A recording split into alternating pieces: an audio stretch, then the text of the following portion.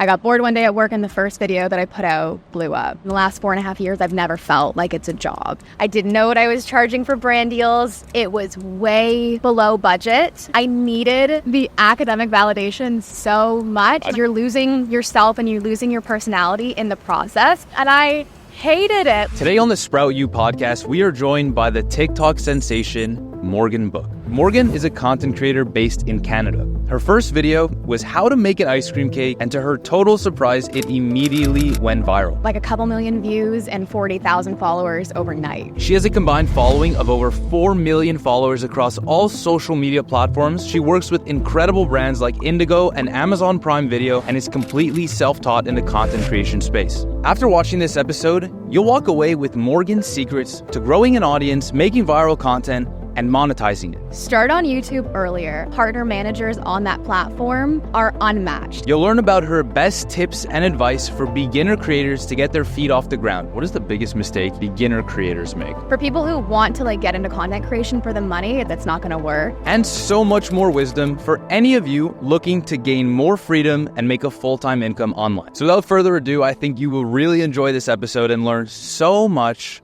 from Morgan. How old are you? Okay, I'm 20. What does it feel like to be 20? It feels like you need to have everything figured out and nothing at the same time. Can you explain that? I would say I just graduated university. So I think coming out of university, they're like, you need to have a job. But then at the same time, some people say, no, like you're still figuring things out because you're 20 years old, 21, 20 when you graduate. And I think there's a middle ground there. Do you agree with that? That you have room to figure things out? I mean, you are. Definitely. I'm older than you, and I can say, yes, you have a lot of time. I think there's plenty of time to figure things out. Like, you're 20 again. Like, Yeah. I study political science, and I love the degree, but I'm now doing content creation, which is pretty much the exact opposite of political science. I don't regret it. I think a lot of people who are in school and then don't end up using their degree, they have so much regret, but you made friends, you had experiences, you gave all this knowledge, and you might not use it, but it was an experience, and I don't think you should regret going to school even though you're not going to use the degree. Okay, so you make content, let's say, full-time. Yes. Okay, for people who don't know, what is the content that you create? What's it about? I started with Dairy Queen content and ice cream cakes. That's how I blew up on the platform. And You worked at Dairy Queen, right? I did. My family owns a Dairy Queen in Hamilton.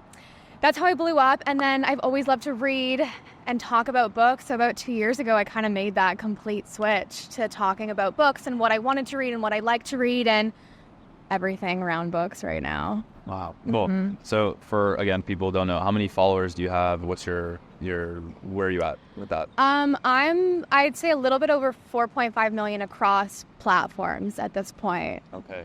Can you break that down? Yeah, so I have about... I know you know. Yeah. I know let me see. There's you know. about 2.7 humble pause right now. Yeah. 2.7 on TikTok. There's 1.3 on YouTube. 130 on Instagram, 60 on Snapchat, 250 on Facebook, 1,000 on Pinterest. It's pretty cool. Yeah, not bad. Yeah. Wow. And is all this short form content? Is the YouTube stuff long form? I tried YouTube long form for a little bit. A couple years ago. I find short form a little bit easier right now, but I am next week working on getting back to YouTube long form content. Okay. And the blow up, you're saying the first blow up was Dairy Queen stuff, or how did all this come about? Was it fast or has it been slow and steady? It was fast. I wasn't on social media. This is probably going back to the beginning of 2020.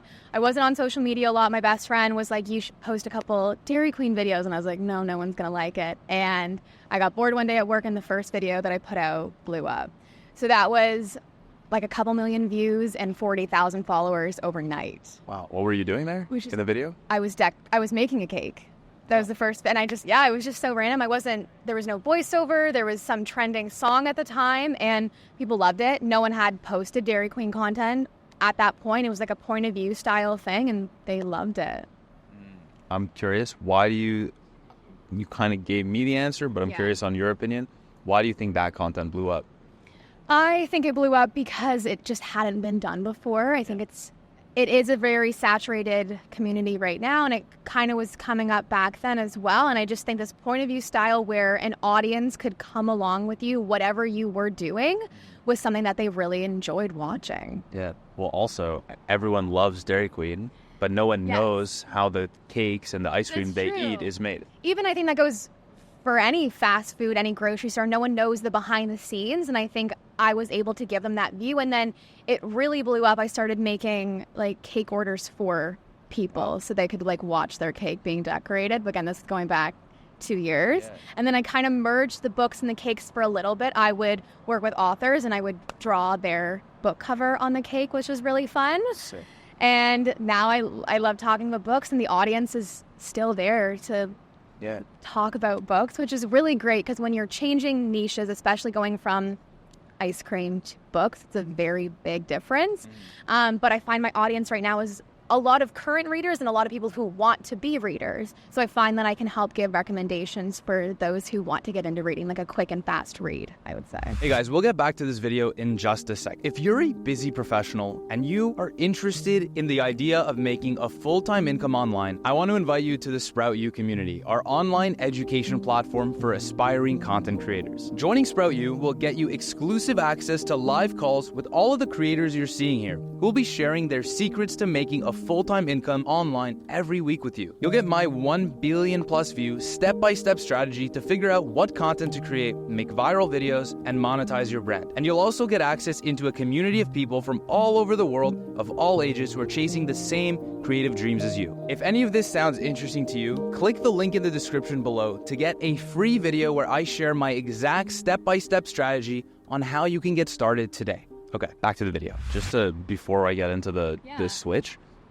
how did business change from your TikToks for your family's Dairy Queen? Because you're saying you got all these orders. Yeah, it went up. So it was during COVID, and no one really knew what was going to happen during COVID. Our sales and Dairy Queen sales overall went up. Delivery went up with like Uber Eats and Skip the Dishes and everything. We have a stat on how much our business raised, and it's in some news article somewhere, but it did it. It kind of blew up because of the videos. Yeah. Wow. They were able to track. People would want to order from your Dairy Queen because you're there making it. Because I could decorate it, and they could see then how it was made. Yeah. Oh my God. Okay. So your parents are probably pissed that you're not working there anymore? A little bit. My younger brother now works there full time. He's taking a gap year. They had said maybe like, do you want to try? And he's no. My to make the videos, you're saying? To make the videos, yeah. My family, gotta get that virality, guys. Yeah. I think it gave a great base for the store, and it's still very well known as the TikTok Dairy Queen in Hamilton, I would say. Yeah. Okay, interesting. So going to this switch in content, you go from Dairy Queen, which you're super well known for. Yes. A lot of creators, when they blow up for something, it's great, obviously, happy to blow up, but very pressuring because it forces you into a niche, and not everyone loves the niche they're in. So how were you able to do that switch?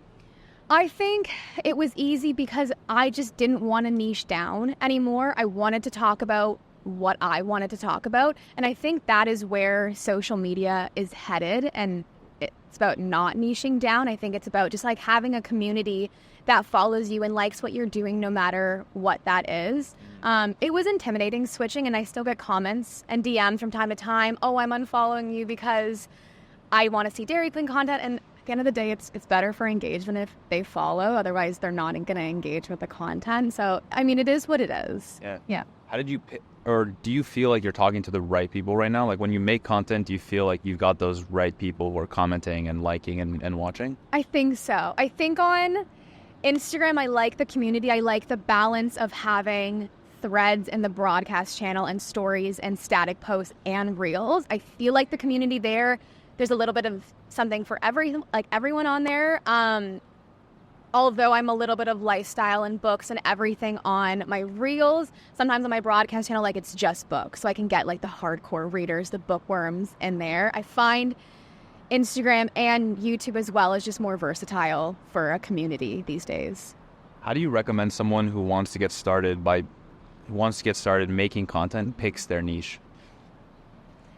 Do what you like, because if you're doing something that you feel like you should be doing or you feel like that people would want, you're not going to love it, and it's just not sustainable. I got to that point with Dairy Queen content. I loved it for 2 years. I still worked there, but it just wasn't what I wanted to be doing anymore. So just choose something that you like, that you're good at, and that you can talk about forever, which is books for me.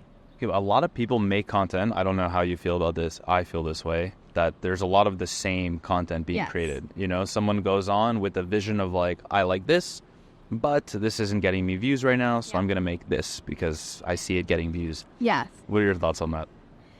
I think it's tough. I think there is a middle ground there. I think with all the trends on social media right now, a lot of people will kind of sometimes gravitate towards that instead of doing what they want to do. And sometimes that can benefit view-wise. But again, when you have a viral video sometimes that isn't, I don't like to use the word niche sometimes, isn't doing what they normally do, sometimes then the audience can get confused on like, why did I end up following this person? Because they're doing something else, because they're following a trend that doesn't align with their current content. Do you make content for trends or not really? I do here and there. I will kind of tweak them a little bit to align with the book talk audience, I would say. What's a trend in your, like, what's an example of a trend in your niche? I knew you were going to ask this. Now I need time to think about a trend that I had done. I haven't spoken to anybody in my life about this. So really? Yeah, it's weird that you thought that, but because I'll tell you, I'll just ramble while you think. You don't even have to listen. But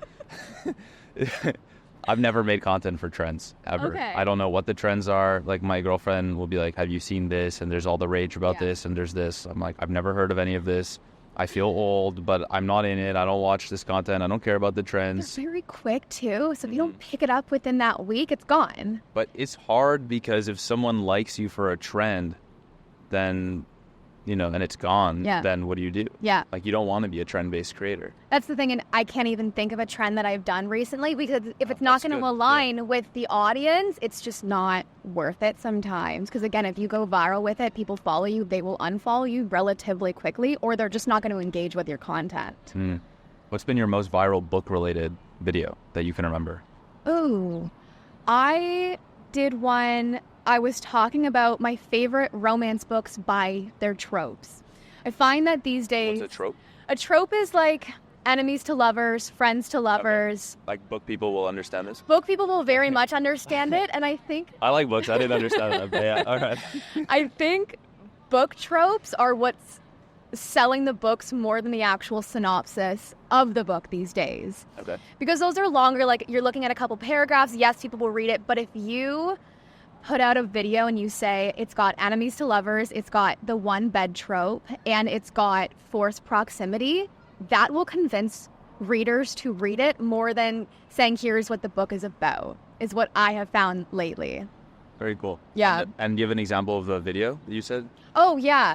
So it was my favorite romance books by their tropes. So I would give a couple recommendations for enemies to lovers, a couple for friends to lovers. And I think it was just more of like a rapid fire recommendation. And again, if someone has a trope that they like, they'll read whatever book falls in that category. No questions asked. Why do you think that blew up? Just because of how much people love the concept of a trope? But I mean, I'm sure other people have spoken about tropes, or I'm sure you've spoken about tropes before. Yeah, it can't be just trope, Sometimes I can predict when a video will blow up, and sometimes I can't. And that one was one I didn't really expect to blow up. I knew people liked tropes, and I find that with that video, I also kind of included books that weren't often talked about. Book talk can be considered a very saturated space sometimes, so I find that it's really valuable to find other books that people aren't talking about by indie authors or just like new releases and get on the jump, because again, everyone's talking about A Court of Thorns and Roses right now, which is a great series. I have read it, but I think there are a lot of hidden gem books out there that I try to give the spotlight to. How has life changed since you started being on social media? I think I'd love to know from the Dairy Queen days and since then. Yeah. So I started in 2020. At that point, I wanted to go into medicine. I probably wanted to be a doctor. I did content for a year. At the same time, I kind of switched from medicine to law. I took grade 11 and 12 law. I loved that and made the decision to go into political science, and then started at McMaster, still doing content while studying. The double life wasn't the greatest, but it was doable. And then I would say the beginning of third year, I still loved political science, but I knew that I wasn't going to pursue it in the next 5 years. I loved what I was doing on like with content creation. I loved talking about books. And I started to work a lot more with streaming services on these book-to-screen adaptations, which is where I'm kind of looking towards right now. I think that gives a little bit more longevity, and it just kind of opens up a lot more doors right now. You get recognized a lot though? Like when you, like, so you're from Hamilton, Yeah. Ontario, which is for most people, small town relatively. And I mean, to be blowing up and for people to know about your Dairy Queen, like, are you walking around the city now or the town and like you're in the grocery store and you're getting recognized and stuff? Yeah. Yeah, I didn't get recognized as much on campus, which I liked a little bit. I liked to stay incognito. I liked to play the student role while I was at Mac. But I'm at the bank and the teller recognizes me by my voice, or I'm at the grocery store and someone comes, and I've never had a bad interaction, which I'm very grateful for. Everyone is very nice because they're just looking for a book recommendation sometimes, or just to say hi. And So people walk up to you and be like, what book do you recommend? And you'll be like, yeah, you ask them some questions. And they will, or they'll say, oh, I took your recommendation on this. And it's so, I love talking with other readers. Are you making a full-time income on affiliate alone? Do you do affiliate? I don't do affiliate marketing. No, it's brand deals, it's YouTube AdSense, and it's Facebook income. I would say those are my... Why not affiliate? You're I don't know. I've promoting books? I know. Do you understand affiliate marketing? A little bit, yeah. When someone uses the link and then I've never... Listen, you make content about physical products. Yeah. And you promote books. I'm just saying. Yeah. Okay, I'm just saying that's probably that will be your biggest source of Yeah? income Okay, in the I'll next look into year. it. I'm sure you're already doing well, but yeah. Okay, tell me about the monetization. You don't have to give me numbers or anything, it's but okay. how do you make money? You just said a couple of them, but Yeah. what's from smallest to or biggest to smallest? Okay, biggest is definitely brand deals on TikTok and Instagram. So often I work with a lot of streaming services. I love working with Prime Video, and I work with Indigo a lot. I'm only going to work with a brand that aligns. I know most creators say that, some don't follow that. They're just in it for the money. And I think that goes for people who want to like get into content creation for the money. You can't do that. It's not going to work. Can you tell me why? Because a lot of people get into it for money. Yeah. So I'd like to know. So I've been doing it for 4.5 years. I didn't make any money the first year and a half. I didn't even know it was possible. I was simply just doing it because I had the passion for creating content and talking about my life and sharing experiences. And I think that has to be your goal. It cannot be the money. It won't happen like that. You have to like doing it, or it's going to feel more like a chore and more like a job. And I find that in the last 4.5 years, I've never felt like it's a job. I love what I do. How do you recommend someone who wants to get started on this journey at the beginning of their journey makes a little bit of money? Like if I was to tell you, I'm starting out as a content creator, Yeah. I want to make my first $1,000. Okay. How would you recommend that person does that? Assume they're starting out. There's like two ways. I would say first, get on YouTube, because that is one of the only platforms that will just pay you. It's a little bit more passive income. I haven't posted a YouTube long form video in 2 years, and I'm still making money off of the videos, which is great. So I would say YouTube Shorts is a really great place to start. It's a little bit intimidating at first because you're not going to get any views, and I didn't for the first month and a half, and then it takes one video that kind of blew up, and as long as you stay in the same sort of content that you originally posted, the YouTube algorithm will reward you for that. And that goes for the Shorts monetization fund and the YouTube long form AdSense. I would say that. It's hard to say brand deal wise, again, because I blew up so quickly. I never had that micro influencer phase. And even saying that, I didn't even monetize my content for about 1.5 years, and I didn't sign with a manager 2.5 years after I started posting content. I would say just start posting consistently. And there are brands out there who will work with micro influencers because they kind of see the value in, which I agree with, there is value in having a smaller, again, I don't love the word niche down audience, but it is in that case for smaller influencers. What do you have against the word niche? I don't know, because You've said it a few times. I don't feel like I have a niche. But you do. Your last name is not Book, and your Instagram is Morgan Book. Yes. That's a niche. I would say Book is like the overarching niche, but I don't want to be limited in what kind of content that I can post. Like, I love... You want to go to Dairy Queen and whatever. Yeah, but I haven't posted Dairy Queen in a long time. I want to throw in like a school vlog every now and then. I want to just like throw in a simple chatty, like unpopular opinion kind of video. I think the value comes from the creator themselves sometimes. Like when I'm following a creator sometimes, it's not about necessarily the video, it's just kind of their vibe and how they seem. And like, I would want to be friends with you, I'm going to follow you. Yeah. What is the biggest mistake that you think beginner creators make? I think I already said it. It's going into it for the money. I think you have to be passionate about what you're doing and what you are talking about. And the money will follow afterwards if you are truly passionate about it, because brands can see that, the audience can see that, it will just follow.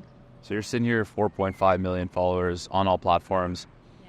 It's been 4.5 years. Yeah. If you knew what you knew today, but I was to send you back to talk to your original beginner self, and you are supposed to give her advice on how to get to where you are now faster, what would you say? I would say start on YouTube earlier. I love the platform. I love the community. Even the partner managers on that platform are unmatched compared to the other ones. Just the support you have there is really great, especially for new creators. They have a newsletter that comes out a couple times a week, and it's just really great for feeling supported as a creator, because sometimes it can be a lonely job.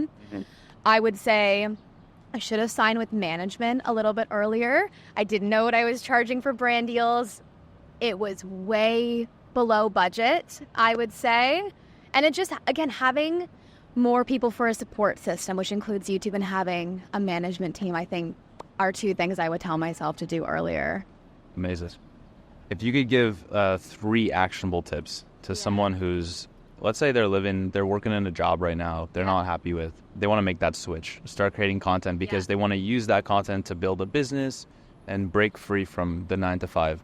What are 3 actionable tips for them to be able to get started and to start getting traction? Okay, I would say don't buy any fancy equipment first. I have filmed everything from my phone basically in 4 years of shooting content. I do have a camera for YouTube long form. The phone is the way to go. You can have a little tiny mic and you can have an editing software, and that's pretty much all you need. That's number 1. Number 2, I would say maybe don't quit your job right away. I would say do a little bit of both. It's possible living that double life, and you could also incorporate that into your content. I was worried about that when I graduated school. I'm like, I feel like I'm not going to be relatable anymore because school gave me this other platform of things to talk about, which is true. It can go both ways as long as you balance it right.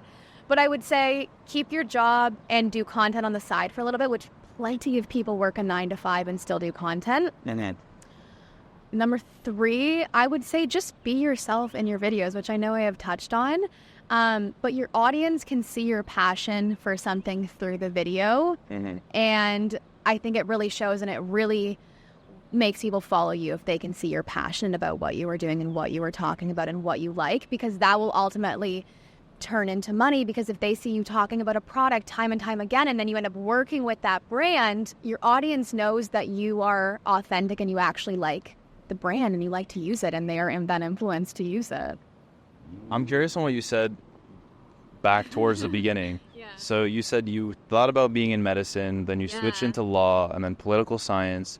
3 careers that, or I put the number 4 here, but 3. This is 3 careers that are helpful for society in their own way.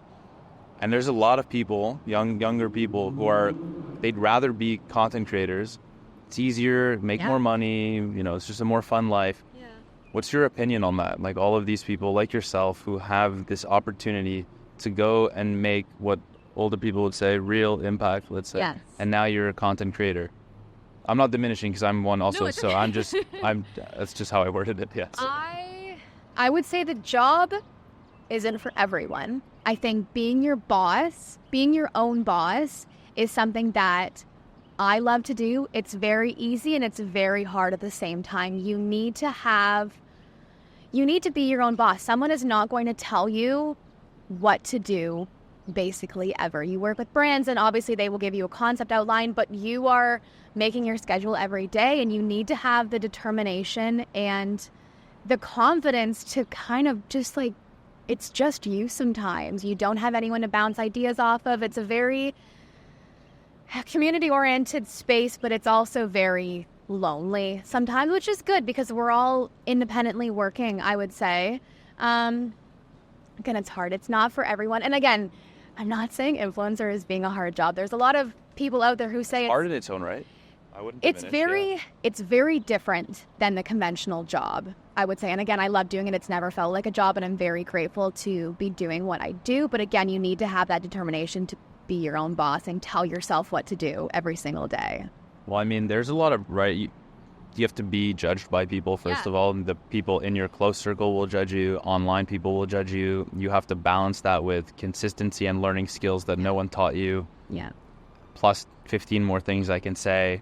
And you're 20, so there's there's a lot of opinions being shared. Always. I mean, you don't experience that in a typical job. Yeah. You have your own set of problems, rightfully so. But yes. there's a lot of things people go through. Yeah, I think sometimes you're having a bad day. You still need to be on camera, which is something that I think I struggle with a little bit. And again, starting content creation when I was in grade 11, I would have been 16. There's a lot of opinions being thrown out there. And I would say, like, for content creators who are wanting to start out, just post. Those who and people are always going to have an opinion. So you might as well do what you want to do. People are going to say something. Those who don't and those who support you are the ones you keep around, and the other ones will try to use you. And that's just again, that goes for every job though. It's just sometimes more seen in this one because you are putting it all out there. Sometimes everyone sees what you do, you think, you say, you eat. You just kind of have to go with it. Yeah. Okay, 3 questions that are unrelated to content creation. Yeah. We'll go a little bit deeper. Okay. Well, again, you're very young, but always curious on different people's opinions. What is one thing that when you were younger, you put a lot of importance on, and as you've gotten older, you realized wasn't actually that important? School. I craved academic validation, elementary school into high school, and I stressed myself out more than I needed to. Yeah. And I got good grades. It doesn't matter, especially now that I'm not using my degree, and I got good grades throughout all of it. I would just say a 94 will not kill you. And at the time in high school, I would if I got a 94 in high school, I was like, this is the end of the world. I needed the academic validation so much. I did well too, but I mean, I was cool. I was good with the 94, you know? I put so much. What are you going for, the 100? Yeah. Okay, the perfectionist. I went to a very academic, self-paced, oriented high school, and that was, in my brain, I was like, the only way I'm going to be happy is if I'm getting good grades, and it's so backwards. Is it because you got 94 and your friends got 99, or just you versus you? I think it's both. It's a combination of the school itself, and I had a good friend group, but it was so competitive. Yeah. Everyone was like, what did you get on the test? What did you get? And I hated it looking back. And in university, I found that in my final year, I was finally like, okay, I am going to try my best. If I get a 94, it is what it is. And that goes for if you're going to use a degree or not. I don't like it when I see people killing themselves trying to get an 100 because you're losing yourself and you're losing your personality in the process, which I think grad schools are now looking at. You see all these kids. Now this is so off topic. You see all these kids. Okay, I'm interested. You see all these kids upset that they're not getting into law school or med school and they have 99 average, but they're missing sometimes the personality aspect, being a human, and being able to have a conversation and have other passions and hobbies other than getting a 99 or 100 in school. Mm-hmm.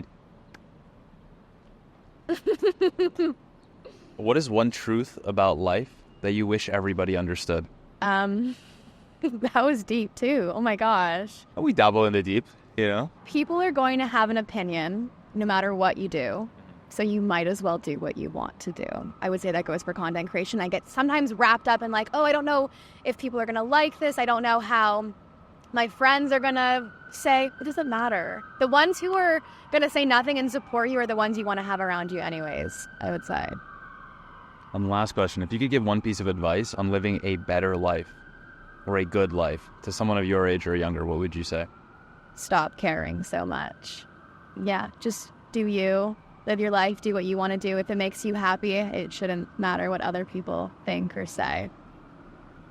You hear that? Listen, that was great. Thank you. That was wonderful.